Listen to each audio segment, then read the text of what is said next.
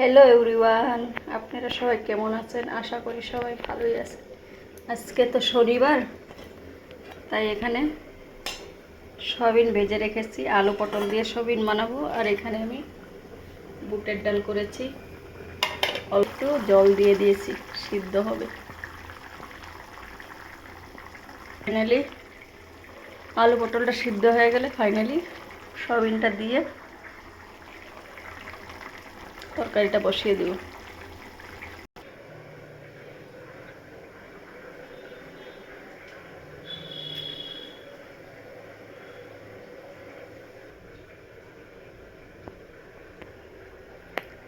আমাকে দেখেন, আমি বসে আছি পাকঘরে।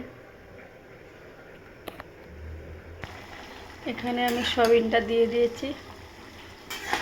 এখানে আলু পটল দিয়ে সয়াবিনের তরকারি, পটলটা দিয়ে দিয়েছি।